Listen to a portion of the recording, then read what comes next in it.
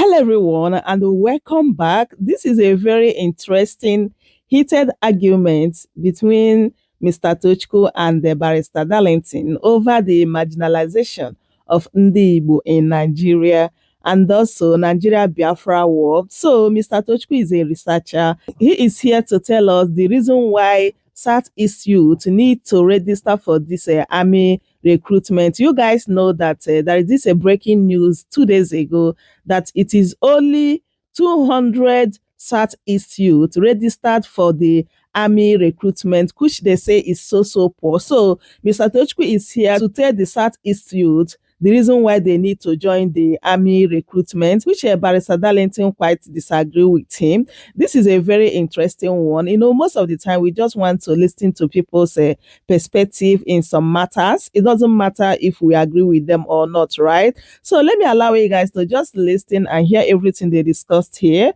But before then, please do well to subscribe if you haven't for more updates, and like the video, share it, and also leave your thoughts in the comment section. Thank you so much for doing so. A lot of demystifying to do. Yeah. And it's quite imperative that we're able to put heads together and try to sieve out the wheat, the propaganda, the conspiracy theory from the facts. Okay? Now, I'm going to start with you, Barrister Darlington. Why is it that the youth or the Southeasterners are not joining the Nigerian army? It's a quota system, and every region needs to be represented. The Southeast is underwhelmingly represented. What do you think is the reason for that? Good, Esther. The quota system was meant to balance things across board in Nigeria. Okay. That was the origin of quota system, especially after the war that some people were backwards and all that. In order to give them a sense of belonging, they say, okay, let there be quota system. But over the years, this thing has been abused. Deliberately abused. Some of this quota system thing is no longer applicable. It favored the North mostly, especially in academics, in educational system. You think it favors the North? Not I think. A situation whereby you will see that people from the Southeast must have 180 before they can enter Unity School and all that. But somebody from the North, especially Zamfara and all that, if they score even five, they are good to go. And they will be in the same class. Tell me, is that part of quota system? The answer is capital no. All this noise about Igbos joining the army or not joining the army. Esther, they have killed our young men. Who else is left to go to the army? They have slaughtered all the young men in the Southeast. So who else is left? Who slaughtered them, Barrister Darlington? The Nigerian military. The Nigerian military slaughtered them. Hold on, ask them, what are they doing in the Southeast where there is no war? What are they doing in the Southeast where there is no war, no killing? What are they doing there? Go to Umuma. Go put on the mass local. No single youth is there. They have either run away or killed. It's on record. So the question you should ask yourself, why are they militarizing the Southeast where nothing was going on? And then the North where the real war is going on, nothing is there. No military is there. No police, no army. So what are they doing in the Southeast? When the military visit you, they don't come to say good evening or to come. No, you know they are trying to kill. Anywhere they go, it is to kill. And that's what they are doing. They have been doing this in the Southeast over the years, and we have been shouting. So tell me what they are doing in the Southeast, if not to kill us. And now you say they should. There is nobody left. That's why we are saying now the remaining one they should not join. If you are killing them where there is no war, is it not that you are taking the reward from that you not spare them? But they will not be represented properly. It's a quota system where they have to be represented. Where the Nigerian army has to come to the state to appeal to the youth. It has gotten that bad that they had to, it's only 200. And you have other ethnic regions properly represented. The North about more than 4,000. You are talking too much about this matter. Okay. Let them beg us to join NNPC. And see whether the office will accommodate the youth that will come from the Southeast. NNPC, the youth in Igbo land cannot go there. Federal Inland Revenue, the youth in Igbo land cannot go there. Are you telling me Internal Revenue, Customs? We are not qualified to go there. It is the army. And what is the army? Recruit, not even cadet officers. So recruit. Those who will go and die the war front. You are not going to train them at NDA, Kaduna NDA. You are not going there to train them. It's the people you just recruit and say, go and fight and die there. Eh? Why is it that other federal ministries, they are not begging Igbo youth to come and join? Why? Esther, why? Have you asked yourself that question? Eh? CBN, they won't beg you Igbo youth to come and join them there. Eh? We have enough in the military. Let them promote those ones. Let them promote. Let us see that they have reintegrated into the Nigerian military. We have enough youth. There are enough people in the military. Now, let them treat those people the way they have been treating people from the north. That's what we are saying. All right, Mr. Tochukwu Ezekama. Yes. Why do you think that the Southeasterners are not joining the army? They need persons between the age of 18 to 22 years.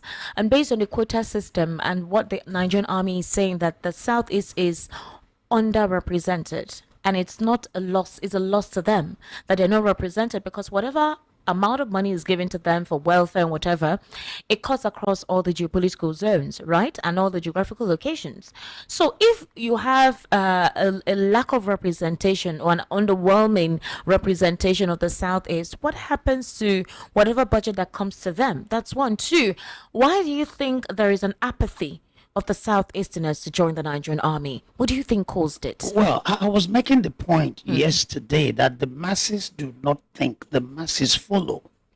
At the end of the Nigerian Civil War, our political leaders were those that were very pro-Nigerian, the Azikiwes, the Timber and Calibers, who never believed in Biafra, who had ignored their advice to declare Biafra. So because they told us by their body language, by their actions, that the war is over, we are back to being Nigerians. Okay. All is well. Nigeria is a good place for every Nigerian within the limits of human weaknesses. Okay. Even in homes, parents like some children more than others. Okay. So there's never a perfect place in this world. Okay. So, but based on weaknesses of human beings, Nigeria is good for every Nigerian. We imbibe that mindset. Our youth joined the army. We played like full Nigerians, and it paid off for us. After 9 years of the Civil War, an Igbo man was the president. An Igbo man was the Speaker of the House, because we had jettisoned Biafranism, which is what is killing the After Igbo man. 9 years of the Civil War. 1979. Okay. All right. We had a as an Umeji, as Speaker. So minus the North, who had the president.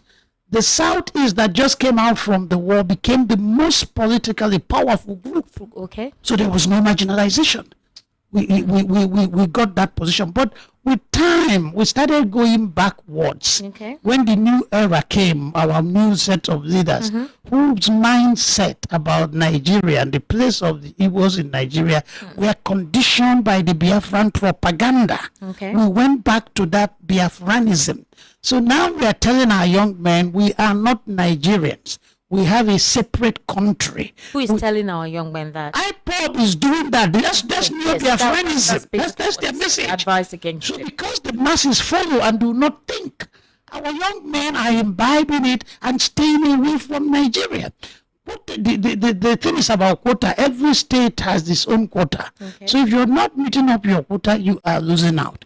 Quota system is a very controversial issue. Okay. In most cases, heterogeneous societies, heterogeneous countries, you have quota system. You have it in the US for one reason or the other. My father told me, my father fought in the Second World War, that because Northerners tend to be taller than Southerners on the average, Okay. the height bar was reduced for Southerners. That's quota system. If you use one height bar, then the army will be filled by Northerners. So in the South, if you said in the North 5'7" to join the army, in the South it might be 5'4" because we tend to be shorter. That was quota system that benefited the South. The present quota system of unity school might be benefiting the North and be tilted against the South. But it goes both ways at different points. So we better join the army, get represented in the army. I know many Igbo army officers that retired as generals. Some of my friends, I went to school with them. We went to the university, they went to NDA. Well, but Darlington is of a different opinion. Pardon? He's opining that whenever you send them to the they're sent to the war front to be slaughtered, and that where is the opportunity to grow through the ladder? I said, many of my friends retired as generals. They got in the army with school certificate. Is it the same thing now? Is it the same process now? Well, prove that it's not the same. The people they are telling to join the NDA are not foot soldiers. Foot soldiers don't go to NDA. Nigerian Defense Academy train army officers. They start as second lieutenant, and get to generals. So many generals in charge today got in at the age of 18 to 22. Okay. So if you miss out on joining in 20 years later, 10 years later, it will become evident that drawback, and we blame it on marginalization. But it's not marginalization. It's that we don't read the Nigerian reality right. We are caught in our self-pity. We are caught in this victimhood mentality. Everybody hates us. You still stand on that. You don't. That's think what I know. You don't think that what caused that thing was the civil war? After the civil war, we did well because we jettisoned the self-pity mentality. So we are going back to what we had. How can you be a vice president in some countries of the world after 9 years of the war that you were defeated? You won't even be allowed to partake. But we partaked and excelled. So why are we not excelling now? No. It's our mindset. So you think it's a mindset that is simple, the representation in the politics in itself the is literally being eroded? If you don't do your politics well. All right, Barrister Darlington, let me hear your opinion. Before the war, before the 1966 coup, the Igbos were all over the place in Nigeria. It's on record. We were holding the commanding height of this economy, the military, everywhere. It was academics. It's on record. This position became a subject of envy and jealousy. It's not as if we got it through nepotism. No, I said merited. And you go and check the history of Nigeria, the economy of Nigeria. It was when the Igbos were the commanding height of the economy. It's on record. That was when Nigeria had their golden years. Yes. When we were at the commanding height, that will tell you that we know how to manage what? Resources. Since after that time, out of jealousy, out of wickedness, they said, why should the Igbos be at the commanding height? And then they orchestrated the 1966 coup and called it Igbo coup. And that was where the elimination started. Who orchestrated it? He said what? Who orchestrated it? If it was not orchestrated, why should the IBP write a book and say 1966 coup was not an Igbo coup? Why should he say that? It's not the only coup that happened in Nigeria. Did he talk about who orchestrated it? No, you know better than him. He was in the army. I didn't. I'm not. Please, hold on. Let us say this as it is. Now, when this thing happened, they started 3 days of Ogi killing. 260 Igbo officers, high ranking of, they were eliminated. Some were killed in their toilet, some were killed in their bedroom, some were killed in their office, on the road. Anywhere they see them, shoot aside. That was how they started eliminating them. All of them. The so-called Northerners were killed. How many Northerners were killed in the coup? Esther. Sauduna was killed by his own son, Nzogu. Nzogu was the one. He was the arrowhead. Nzogu was Saduna's son. He adopted him. Why are they calling him Igbo man? He grew up in that house. It's because of the name. Oh, no, it's not enough. Hold on. He grew up in that house. Everybody knows. Saduna never had any child. Not even a son. It was that boy he adopted as his son. Is that what? Historical fallacies. No, hold on. You think it's historical fallacy? Sadwana had how many wives? Sadwana had many children. Nzogu didn't know the Sadwana of Sokoto. Read the books. Nzogu did not know the Sadwana. No, not on a personal level. No. Read the books by the main actors. Oh my God. What did you say? That Nzogu was not adopted by Saduna? No. Are you serious? Nzogu had Igbo parents that brought him to school. He went to St. John's, Kaduna. He trained in the army. Okay. Had no personal knowledge of the Saduana. He had no personal knowledge of Saudana. No. Okay, Somebody should help me.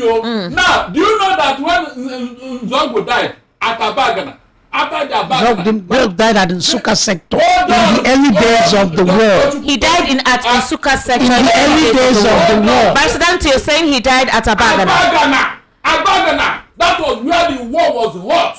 He died there. Do you know that when Zongo died, both the Biafran and the Nigerian soldiers, they called for a truce to mourn him for 3 days. They were crying. They cried for the death of Nzogu. Okay, when this man died, the one had to order for his corpse to be brought back to the federal side. This was the man fighting for Biafra. Ask his, where was Nzogu buried? Was he buried in Kaduna? He was buried in Kaduna. So why? He died in Igbo land. Because he was killed in the battlefield. And he was taken away. He was taken away by Nigerian soldiers. Biafrans could not have handed him over to Nigerians to go and bury. He was fighting for Biafra. And when he died, his corpse was taken to be buried in the north. Are you sure he was fighting for Biafra? The story was that Nzogu was not happy with the corruption in the system. Hold on. He was That he needed to cleanse it out. Esther, listen. Nzogu was fighting for Biafra. Pure ED. He was fighting for Biafra. It's on record. He cannot even. He died in He was fighting for Biafra. Okay. What was he buried in the north? The people that killed him got his corpse and buried him. The people that killed him held his corpse and buried him. Okay, Mr. Tochukwu is coming. Why do you think that all of the things he's saying is based on fallacies and they're untrue? Okay, now the thing is this. We digressed a lot. Okay. He said that when the Igbos led Nigeria, things worked out, okay? Yes, when we had responsible people like Nnamdi Azikiwe leading us. I'm sure he's regretting his doctrine today. Timber and Caliber leading us, because Zeke understood that the Igbos are handicapped by geography. Okay. If you look at the map now, the whole of Southeast is as big as Oyo State. Just one state. Yes. The whole 5 southeastern states. Yes, so the Igbos have a population comparable to that of the Yorubas, but a land very small. So our population density is very high. And then the space we have is very small. Yes, and with large tracts of infertile land. Okay. And the Igbos are restless people. We have this entrepreneurial, effervescent entrepreneurial spirit. Okay. So our earlier leaders understand that we need a bigger frontier to operate in. And because the masses follow, they told the Igbo man is arrogant. He believes he's the best. You are the best. President, do you agree with that? The Igbo man is arrogant. Let him finish what he's saying. You are the best. Go across Nigeria and wherever you get to leave your mark of excellence because you are the best. We went across Igbo and the whole of Nigeria. Is that propaganda? It was facts. No, it wasn't propaganda. And because Zeke, what Zeke did for the Igbo man was to glamorize knowledge, to take knowledge, enlightenment to the street. So every Igbo young man wanted to be like Zeke, talk like him, be flamboyant like him. He got us reading. Igbo land was the boondocks of Nigeria, the most backward spur.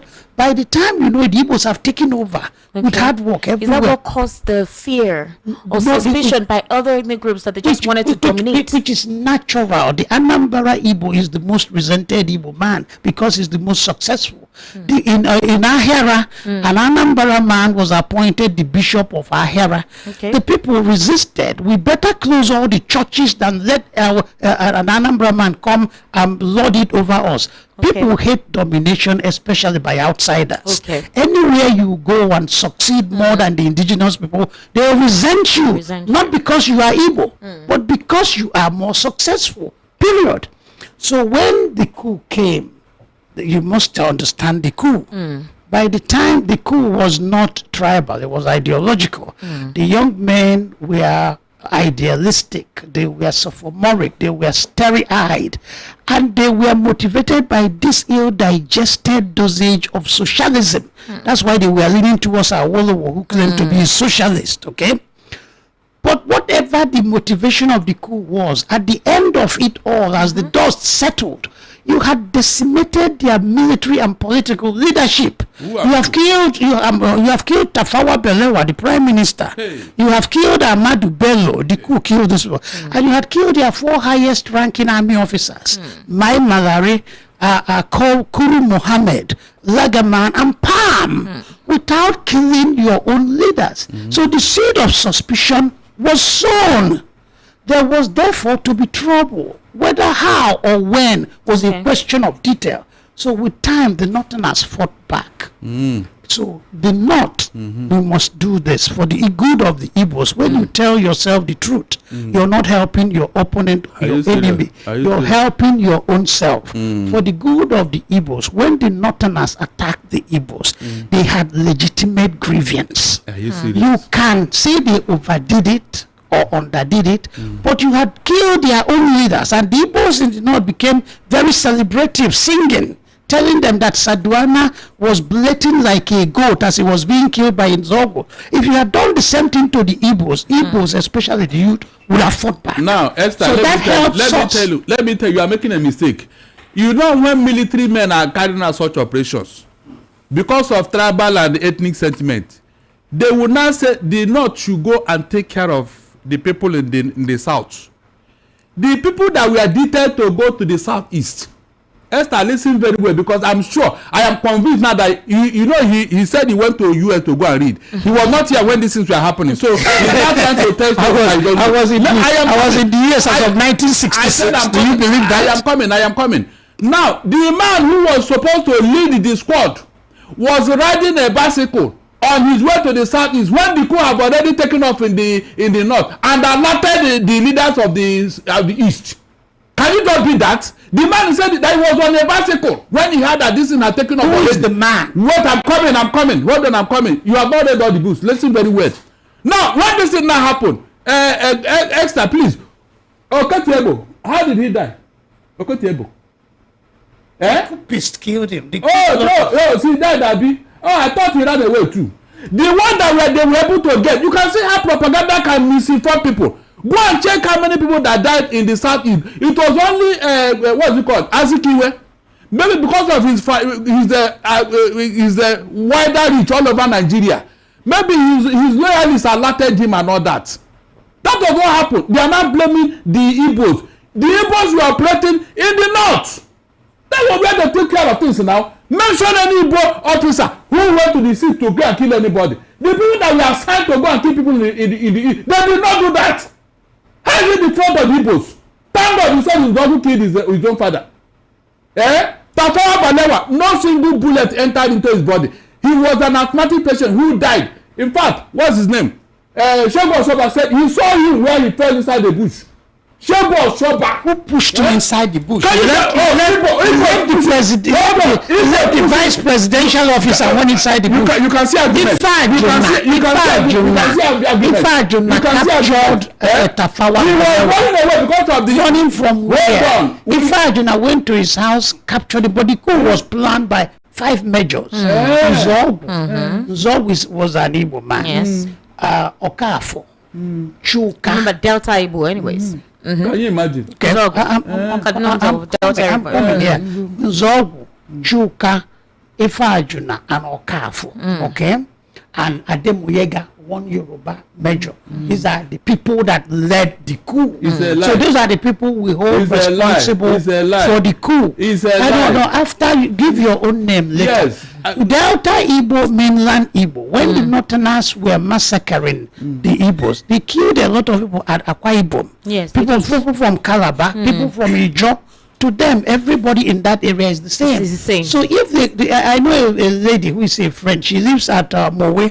They call her Mama Igbo. She's actually from Akwa Ibom. A man from Ogoja, the house has called him Igbo man. Hey. So if you call a Calabar man Igbo, and you're telling me Delta Igbo versus mainland Igbo, it doesn't make sense to the northern. Thank God he has agreed that the Igbos were holding the commanding height. Why? How can you now make coup against yourself if you are in control? Please, how can that be possible? How can you now do a coup against yourself if you are in control? Is it possible? Unebu, who was in charge of the armory, you know that man was killed because he refused to release the key to the armory. The thing is that who caused the coup? The leadership caused the coup. The leadership with the leadership. Who caused the coup? You cannot quash coup and seize power. You don't see follow the coup, but you seized power. Look at the odds of more. Oh my God! How can you follow a coup and then seized power? Yeah, we should stop this. We should stop this cheap propaganda. So you think it's propaganda? That's not the truth. That's not what it is. What happened? What happened? Agbo University discovered that there were several splinter groups in Nigeria, and that was why he promulgated Decree 34 to unite Nigeria. Unification decree. A man who wanted to control power, will he do that? Please answer me, Tochukwu. Unification decree. Soldiers are used to centralized command. Are you serious? I said at that time, Agbo was in command. He should have done anything with the power he had, but he said, "Let us unite Nigeria." Okay. That was one of the reasons why they killed him. Yeah. Do you know why? Do you know why? Nigeria has a constitution, federal constitution. Ironsi was the first person who started tinkering with the constitution because of the prevailing situation. Because soldiers are used to centralized command. Oh my God! And Ironsi could not countenance the semi-autonomous centers of power that were the regions. He wanted to weaken them because he used to one man being in charge. So he started weakening the regions. Today we say Hausa Fulani centralized power is no. It's the military. Ironsi did it first. Gowon did it second. We did it for the good of Nigeria, for God's sake. The others did it for what? The others did it for what? Ask them what happened with that unification degree after Agbo University was killed. I don't know. Up to today, even in a civilian setting, it's still that unification decree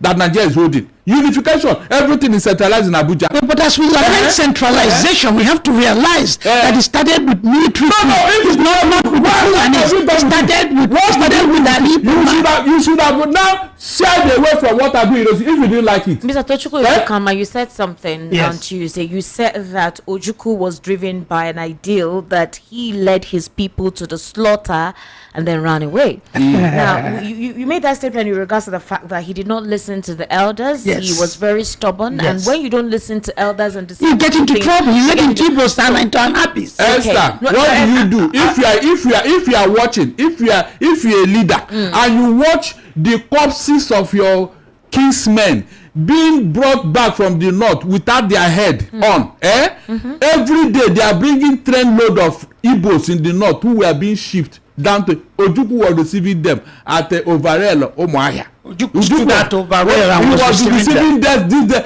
and that was what angered everybody when Ojukwu was dilly-dally. Now, remember, Babangida said that what caused the coup was Gowon could not protect the Igbos. What caused the war? Is there in the book? What caused the war? What caused the war? I don't like the way you are shying away from the truth. I don't like it. Is there any reason why you should be slaughtering people? In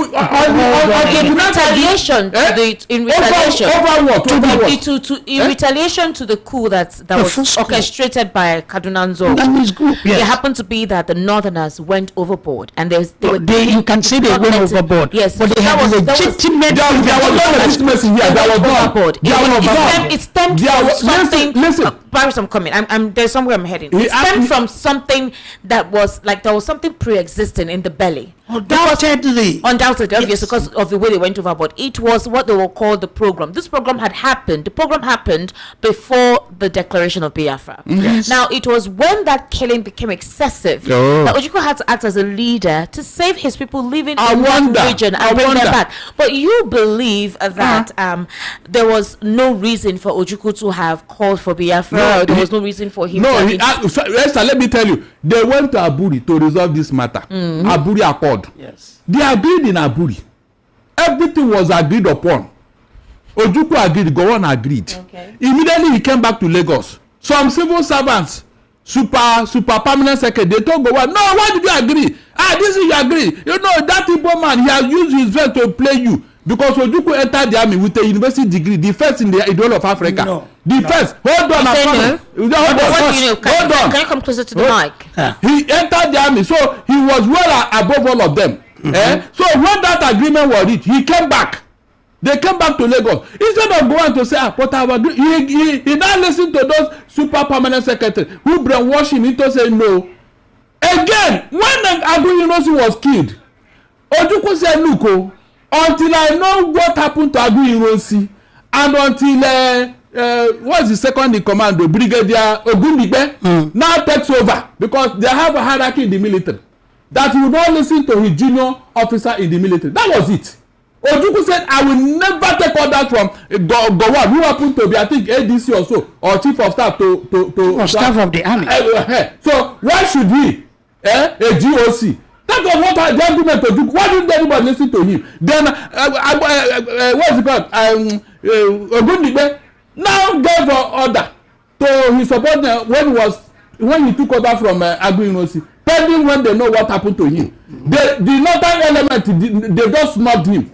The man knew that the game is up, because in the military you know what that means. When your guy gives you order, you just snub him. In fact, they are passed vote of no confidence. The man quietly left, and they posted him to London as a military attaché. That was what caused the war. That was what caused the war. So why is it that the North did not follow order? Okay. The order of hierarchy. I believe that the British did not allow the true publication of what led to the Civil War, and the fact that the Civil War was also being partnered and aligned with the British. Yes. And so there were some white journalists, British journalists, who came on ground to actually make their observations. Because the questions were asked by those British journalists as to why is the federal government of Nigeria doing this against people who are part of them, right? The last time we talked, you said that Ojukwu could have prevented what happened from happening. In what way? You also feel that Ojukwu was strong-headed and obviously selfishly ambitious. You said he was ambitious and arrogant. That's why he led his people to the slaughter, and then he escaped. He ran away. Did you think that he shouldn't have run away? He should have stayed to die with his people. If he believed in what he was doing, he never ran away. If he believed, so see, for example, I want to address a few things. Okay. Hierarchy in the army, appointments in the army have not always been based on hierarchy. Ojukwu was not the highest ranking army officer in Eastern region. Okay. There were 7 senior army officers to him in Eastern region, and this included Philip Effiong, Colonel Bassi, Hilary Njoko. I normally remember 5 of them. Brigadier Imo, as we later called him, and one other guy. So why did Ironsi choose a lower officer to make him governor? Because in the West, Adebayo was the highest ranking. Ironsi made Fajri. Okay. So that Gowon is not my superior and therefore cannot be head of state was cheap propaganda. In the U.S., President Nixon had promoted Alexandra Haig, who was a junior major general, to a full general, and made him deputy chief of army staffs. He had to overpass almost 200 generals to do that. So that was not an issue. It was an issue then. No, it was not an issue. It has never been an issue in the military. So let me, as I said yesterday, you said Gowon implemented the Aburi Accord. He didn't. Google Decree 8. If he did, there won't be any war. Excuse me. You think he implemented? I know he implemented. He watered it down. He watered it down. He did not do. Because from what it says, when he returned from Ghana, he sought advice. He sought advice from his advisors, and his advisors told him every sane leader will consult his advisors on such a matter. His advisors told him it's all fine, but so clauses are dangerous and will cause the disintegration of Nigeria. Therefore, one said any region has the right to secede at any time. He cancelled that in line with the advice of his advisor. The other one says the federal government under no circumstance can impose a state of emergency on any region. He can't. There were 74 articles of the Aburi Accord. Yes. He implemented 72 and cancelled 2. Ojukwu's advisors told him to accept Decree 8 because Gowon has gone more than far enough. He refused. Okay, so Gowon implemented the Aburi Accord, and if Ojukwu did not declare Biafra, many Nigerians were sick and tired of northern hegemony. That's why you had the TV uprising in the Middle Belt, and they wanted to work with Ojukwu to challenge northern hegemony. Okay. But and they say, let's work together. So if you did not declare Biafra, Eastern region would not have been attacked. You think if that... No, go on, made the point. Okay. My colleagues and I will go anywhere in search of peace as long as nobody tried to dismember Nigeria. Go on, kept saying that. I will fight you if you dismember Nigeria. The minorities in Eastern region will oppose to Biafra. We want our own state. The African head country, the African Charter said that the boundaries created by the white man is unjust. But let's accept them that way. Are you serious? Can you imagine? If we go to tinker with it, we'll cause more problems. So OAU was opposed to Biafra. The British government and the American government, the British government and American governments were through the ambassadors objected to secession, like I said, when Moritala and co. So they were opposed to Biafra. So why wouldn't the British help Nigeria to remain united when they were opposed to Biafra? So it's Biafranism that cost us all our problems. There would not have been war. And if there was any war before Biafranism, if we as Eastern region versus federal government, many non-Igbos would have come to fight, help the Igbos fight the northern, what they call northern hegemony. So the problem of the Igbo man is Biafra. In Zaire called Congo, there was an attempt at secession. It led to a war. In the U.S., southern U.S. wanted to secede. It led to a war. In Sudan, Ethiopia, across the world, secession led to war. So why did Ojukwu expect his own secession to elicit an applause from the federal government? Okay, fine. It was secession and Biafra is the problem of the Igbo man. And until we snap out of it, it will consume us if we don't take our time. Okay, fine. Listen very well. You see, it is very, very... in fact, it is very, very annoying when people wallow in ignorance. When people who have seen ahead are telling you, they say what an elder sees sitting down. A young man that climbed the Koti will not see it. Ojukwu saw ahead. The so-called one Nigeria you are talking, are you in one Nigeria now? Done. This thing that you are talking about now, all those people who opposed the Ojukwu that time, are they not regretting it today? Esther, are you in one Nigeria now? Talk truth. Tell me the truth. Is Nigeria united as I talk to you now? So these other people that have surrounded Nigeria now and are killing everybody. Yes, it is their right to do that. Esther, it is their right to do that. You can see what we are talking about. You can see what ignorance has cost us. Imagine if this one was done peacefully in 1967. We won't be where we are today. These people that have surrounded Nigeria and they are killing people on daily basis in numbers. Who is talking to them? Esther, who is talking? What is their intention? What is their mission? Is it not to take over Nigeria?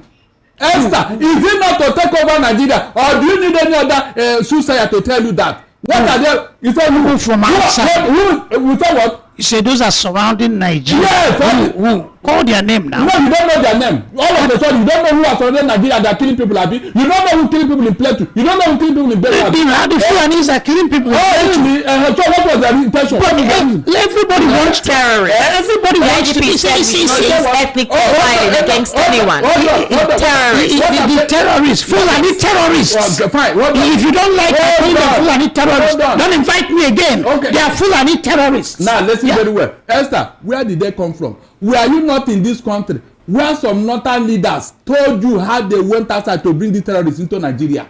But the terrorists are terrorizing across Nigeria. Why is it the Igbos that find their solution in one fantasy country? Every other person is seeking solution in Nigeria. But are you saying the big? Are you saying the bigotry, the hate, the isolation, the the stifling, the under economic development and underrepresentation currently going on with those from the southeast is their fault. No, it's our fault. It's our fault. We're talking about the We're talking about what? No, we're talking about the genesis of where all this whole thing started from. You said the problem of the southeasterner, the Igbo man, is Biafra. Yes. You said that is where it stemmed from. If that hustle and fight for Biafra did not come in at all, then we would have been properly represented. The war wouldn't have happened. We would have had our population, isn't it? But wait, I am coming. Something caused the call for Biafra, where we saw how a lot of Southeasterners were killed. Like you said, it wasn't even the Igbo mainland. Anyone that was not a northerner or a southwesterner was murdered, was killed, right? Now, that was what caused, it was basically a genocide, and it depopulated that region. The creation of... It wasn't genocide. It wasn't genocide. We were killed in 2 phases. Okay. May 29th to May 31st. Okay. Ironsi was still in power. Ironsi was dethroned 29th. Okay. Ironsi did not say a word against it. He kept quiet. Yes. Are you serious? Then the killing stopped. I was in primary school, and Amadu Bello. That means you wouldn't have known what happened now. Hold on a minute. I'm a scholar. I'm a researcher. Not in primary school. Not in primary school. So I was in primary school when Adebayaro, a Mai of Kanu, came to Enugu. Ojukwu had made him the Chancellor of University of Nigeria and Nsukka. He gave a speech saying that the Igbos should return. We guarantee their safety. Many northern leaders said the same thing. So the Igbos, some that ran back, went back. Some did not. Okay. Then after Ironsi was killed in July 1929, it was the focus was on Igbo soldiers. Madebo said they did not attack Igbo civilians in the north, just soldiers. But after about 2 weeks of killing Igbo soldiers, every Igbo soldier in the north had either run away or was dead. Then in September 29 again, they turned against the civilians for about 1 week. Okay, to May 29 to early in October. So what the number of Igbos that were killed in the north was between 7 to 10,000. Ojukwu Ataburi said it was 10,000 Igbos that were killed in the north. The Biafran propaganda bombed it up to 30,000. So you think it was a propaganda that these days, you see people saying 500,000, 1 million. It's all lies. It's all lies. It's lies. It's not true. One is those that died in the program. Another one is those that died in the war. I think they mixed it together. In the war, and those that died in the war. Hundreds of thousands of Igbo young men. How many houses? And about 1 million died from starvation and other effects of the war. So about 1.5 million Igbos may have died. 10,000 died before you declared Biafra. 1.5 million died as a result of declaration of Biafra. Wasn't that a bad move? Go on, I'm coming now. Listen. How many houses in the southeast died? Civilians. How many of them? They are killed. How many? Very few. There's about hundreds. It's a lie. Ojukwu protected them. The first time. No, even throughout the war. They were never, up to today, there is Amausa in Umuahia. Every Igbo, you see Amausa, those who were there. Don't you have Sabongeri in the north? How many of them? We are talking of those that were killed in the north. Hold on. How many did we kill in the south? I'll tell you. In the first phase of the killing, the houses were in Enugu. Nobody bothered them. And many people were very unhappy. This foolish man called Ojukwu is not letting us fight the houses, and they are killing our people in the north.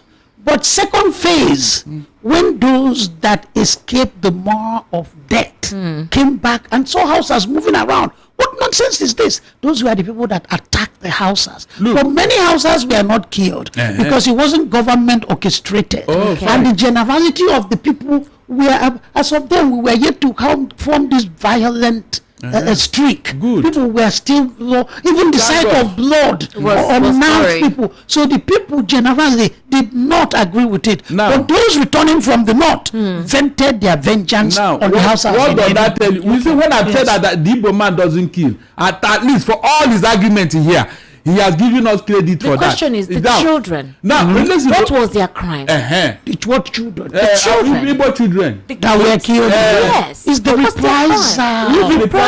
But like you say. Now, do you know the recent killing in Plateau State? Well, the recent one, the second phase, you know, it happened in the space of 2 weeks. We are talking of a serious issue here. They killed kids. They went into the home. People were another issue. No, I'm saying that this is the same replica of what transpired at the time. So, the reason why I'm asking you, you feel that the declaration of Biafra at the time was not resulted to the war, which result the Biafra declaration was obviously as a result of the program. It was as a result of the program. The program presented the Igbo man with a problem that can be solved in so many different ways. Are you saying that Ojukwu did not try to have a conversation to see how that spiral effect of that program wouldn't continue? No. The program had ended. The program ended in October 1966. Ojukwu declared Biafra in May or June, but May 1967.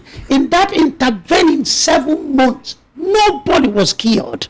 Nobody fought anybody. Peace, we were searching for peace. There was wars of mouth. Usman Katsina said, if Gowon will allow me, I can overrun the East in 48 hours. Words of word. But those things were stirring up something. Ojukwu will say his own now. Okay. We were just talking, but nobody fought anybody.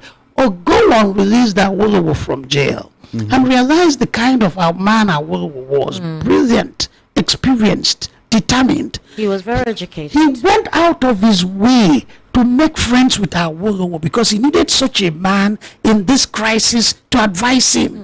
In Biafra, in the eastern region on Igbo land, you had many people in the caliber of Awolowo. Ojukwu shoved them to the side, discredited them, called them saboteurs, put them in house arrest, and went his own way because it was about him, his ambition, not anybody else. Ojukwu put Zik in house arrest.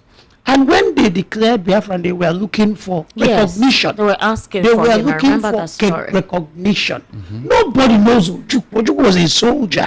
Got appointed governor. Zik had been around since the 1930s. Zik helped Nkrumah to go to America and read. He helped people like Timber and Caliber. What he wrote on nationalism, people like Julius Nyerere read in Tanzania, people read in Uganda. So it was Zik of Africa. So when Ojukwu could not get recognition for Biafra, he went back to Zik, knowing the clout Zik has across Africa.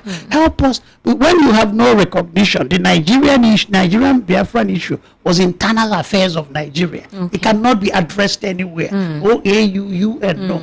So Ojukwu went to Zik, help us get international recognition. Zik said, I will help you to get international recognition. Not that Biafra can ever win the war, but so that you negotiate from a position of relative strength. Zik went around Africa. Tanzania recognized Biafra. Ivory Coast, Gabon, Zambia, and was it Haiti? Recognized Biafra. And Ojukwu had promised, if you get me recognition, I will negotiate for peace. Zik got him recognition. He didn't want to negotiate for peace. Why didn't he want to negotiate for peace? Peace will compromise his position. He will lose his position. Any kind of peace will make him redundant. So it was about his power. In other words, you feel Ojukwu was just basically into it for selfish reasons. Simple. That's what you think. Yes. Barrister Darlington, you will respond. Let me play this by General Gowon, retired General Gowon, when he was being interviewed by one of the British journalists as to what he thinks about Ojukwu when the civil war had ended and Ojukwu had escaped. When the journalist asked him if he would refer to Ojukwu as a hero. Let's just take a brief listen to this. Why do you think Ojukwu left Biafra? Was it a coward? Was it because he felt that he stood in the way of a settlement? Why do you think Ojukwu left Biafra? Was it because he was a coward? Was it because he felt that he stood in the way of a settlement? Well, your guess is as good as mine. The foreign press that seem to know him better than we do, than I do, seem to give him all sort of excellent quality, so much above in fact than the rest of us. Ojukwu, the gallant chap who said, I will fight to the last man, and I will be the last one, that will fall. What a pity. How are the mighty fallen? And in such a cowardly way. Mm-hmm. If he has done a Hitler, probably we could have thought, he's at least a man of courage. He didn't do a Hitler. Hitler took a poison, died, and ordered his body to be burned up. At least because he had, he knew what he has done. Believed in what he was doing. Ojukwu ran away and left these poor people that he has led into such, suffering, such, abject position. Just left them, and now probably because with the money he has amassed outside, I suppose he will go and live in, in joy and plenty. Well, I hope he will enjoy the rest of his life. I hope his conscience will, will allow him to rest. Mm-hmm. God knows. If at all, those who are supporting Ojukwu allow him to really get away with what he has done to his people, to Nigeria, to Africa, then I think they need to examine their conscience. And honestly, I have got no faith in such people. Barrister Darlington, how do you react to this? In fact, I thank God these things are playing out. If you were to play this scene before Gowon now, he will regret this statement he made. Why? Because the same Ojukwu he was vilifying. When Ojukwu was being buried in his hometown, I remember I wrote an article that attracted the attention of this same Gowon, and he called me that I will help him in the research of a book he's trying to write. I had that, it was published in his own newspaper. This same Gowon, you can imagine. He praised Ojukwu to high heaven. No? Now, this same Gowon, the 3R, he promised the Igbos, the Southeasterners, did he implement them? No. This same Gowon, the Prime Minister, he wanted to give, he promised to give Awolowo if he helped him to prosecute the war. Did he give him? No. That was why Awolowo angrily resigned in 1971 after the war. The first cabinet minister to resign from the Federal Executive Council was Awolowo. Because of what? What Gowon did? It was then that Awolowo even regretted. It's on record. He regretted, yes, because what did he regret? He regretted because he now regretted keeping Nigeria warm. He now remembered that he was played.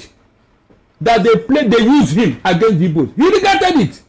Because he said that if Ojukwu should succeed, that he will organize his people in the Southwest here to form the, what's it called, Oduduwa Republic. That's not what he said. Well, please let me hear. What is going on now? What is some people fighting for today? Even though Gowon in his plot now, is he a happy man? The same people he fought for, I don't know they were killing him now. But Ojukwu saw it ahead, nobody saw it. Except Ojukwu. No, tell me.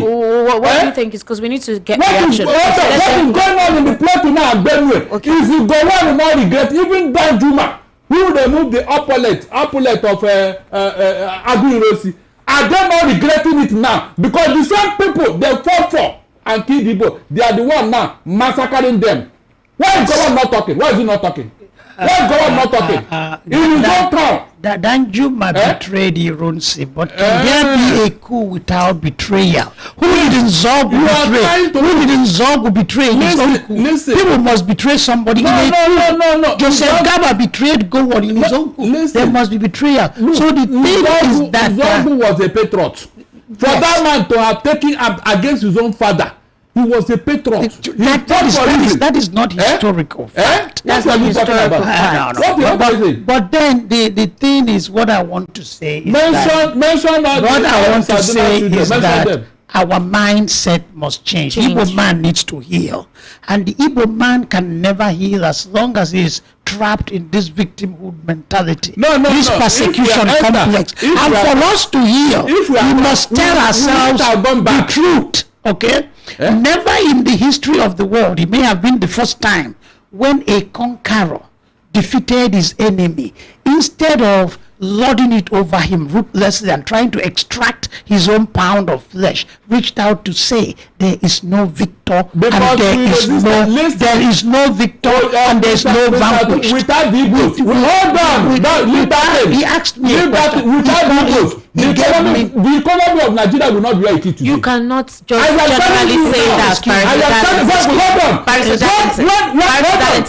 Every ethnic group is contributing economically to the country's economy at this point in time, isn't it? Everybody is contributing to the economy. Of Nigeria and to the bad of Nigeria. Exactly. Very well. Everybody is given a talent. Yes. In this world. Is that not true? Yes. Our own talent is to manage resources. Yes.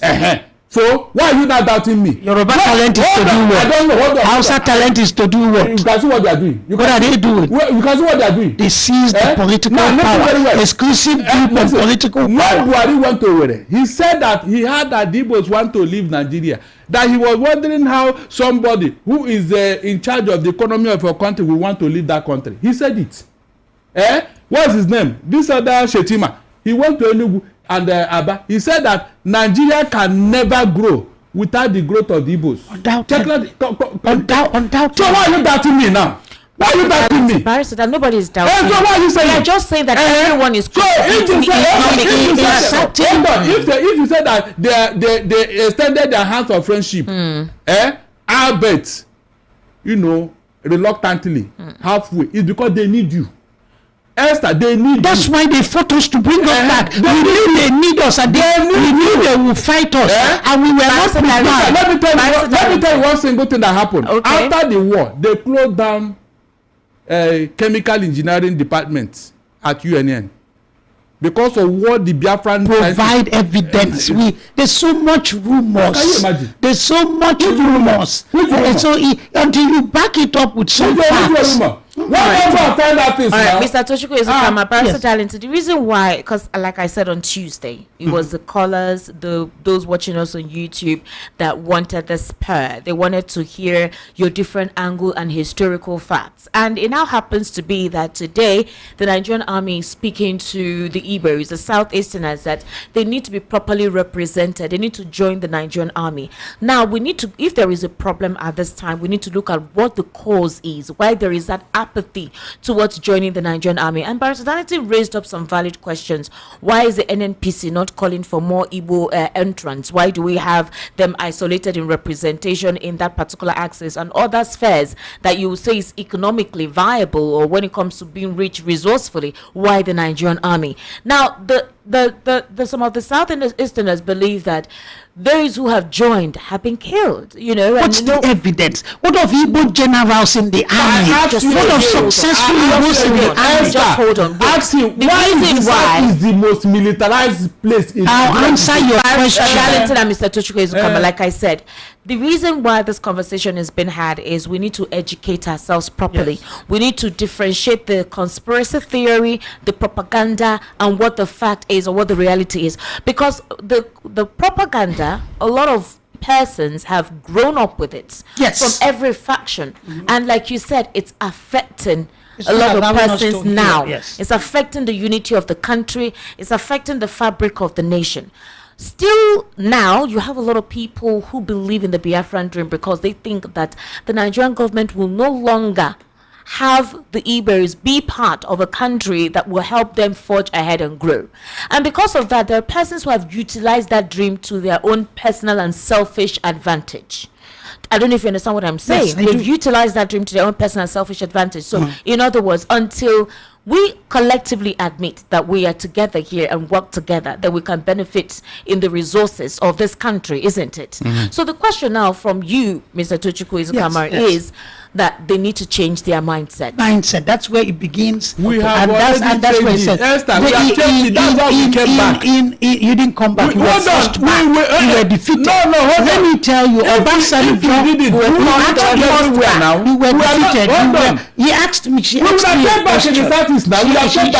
asked me a question. Okay. Obasanjo had sent soldiers into a place called Udi. They killed about 300 persons, burned down the village. Were those people Igbos? No, they were not. the people of Sharia, Zaire, a Muslim movement had issue with Burute. They went back, Nigerian soldiers killed about 400, some said 1,000 individuals there, burned down houses. Were they Igbos? The answer is no. So Nigerian soldiers are trigger happy. They are brutal. They are vicious. If you offend them, they overreact, they overdo it. Be you Hausa, be you Yoruba, be you Ijo, be you Igbo. So we let our young men make trouble in the name of Biafra. And then when they come after us, like they have always come after other people that make trouble, we call it marginalization, genocide, hatred. We should tell our young men and these Biafran vulgar upstarts, stop, make peace, respect the law. Good. They keep going around and causing trouble. And when the consequences come, you blame the federal. I am an Igbo man to the core, and I will die for Igbo man. I will not run away like let me ask you. Since even Nigeria was contract, yes, because the contraption. Yes. Since Nigeria came into being in 1914, yes. Can you mention any time, anywhere, there was rioting in the southeast and the Igbos were killing themselves and killing non-indigenous in the southeast? For other anything at all, either religious or whatever. But you can count how many times it has happened in the north and the Igbos were the one bearing the brunt. You can count how many times it happened in the southwest here when OPC was reigning. How many times did the Igbos react or retaliate in the killings that have been going on against them all over Nigeria? Please, can you tell me? I can answer your question. Tell me. Since 1999 to now, there's been more than 10 clashes between the Yorubas and the Hausas in the southwest. Yes. I thought I'm coming. Okay. Economic clashes. Similarly, when you have two ethnic groups coexisting, there will be clashes. They can be tribal, they can be economic, they can be religious. So the Igbos had been killed in the north periodically. In 1953, there was a clash, political clash, between Southerners and Northerners. But since the Igbos were the predominant Southerners in the north, 24 Southerners were killed, mostly Igbos, and 16 Northerners were killed. Was that a pogrom? No, there was a clash. No. So in a country like Nigeria with so much poverty, ignorance, there will be periodic clashes like that. But the Igbos must stop believing that everything done in this world is out of hatred for them. No, hold it's on. Not I am coming. Right, we need to get you were reaction. here. Ordinary election. You saw what happened in Lagos here. That was political, not tribal. Why didn't we react in the southeast since we are the troublemaker? How many Yorubas are in the southeast? No, How many Yorubas are in the southeast? We have millions of Igbos in the there's no Yoruba man in the I didn't say there's no Yoruba. We should have taken it out. But different ethnic groups have different cultural skills and different value systems. Those you saw in Onitsha, Abia, and that are Yorubas and Hausa, we should have taken it out on them now. If we are that violent, since you claim that man is not violent. Oh, you know now, you know. I'm asking you. No, you know. Why are you blaming them for what is no going on? Ethnic group of Nigeria is totally governed by love, and none is totally governed by hate. There is good and bad in everyone. I said Igbos have their good aspects and I have bad aspects. Igbos are like the Yorubas and Hausas. The Igbos have contributed to the problems of Nigeria in many ways. The Yorubas have contributed. The Hausas have contributed. In what way? Igbos have contributed. Mention that. I'm interested in that of Igbo. Tell me what they did wrong. That they are going about their businesses in peace. The Igbo can never go any place and dominate it and say, I am the owner of this place. Igbos dominate. In what way? Yeah, tell me where they before the war. Oh my God! When the British were still in power, the Igbos said, we will not only dominate Nigeria, we will also lead Africa. Are you serious? We were being in our triumphalism. We became. Igbo man is arrogant. Where is the book? Daddy Onyama said it. Zik said it. Zik said the gods of the Igbos, the gods of the Igbos said to take reaction right now.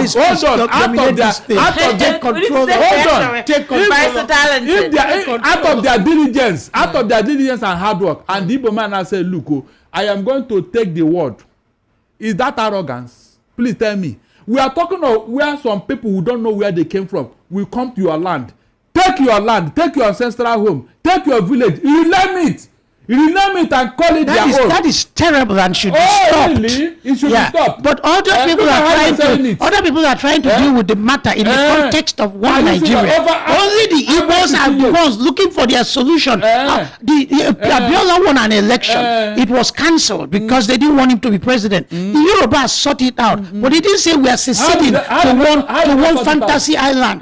Sarah Wiwo and his group sought their problems out, but they didn't say we are seceding to one Eldorado. Only the Igbos are seeking solution. Can you imagine? We need to open one the phone ethnic group lines. will be now be lording it over the rest of us, Abi. And look at how he's saying it, as if it is proper. Well, as it stands now, everybody has an equal right in Nigeria. No ethnic group supersedes any other ethnic group, regardless of who is in power politically. Let's get that right now. Welcome to Chamber News TV.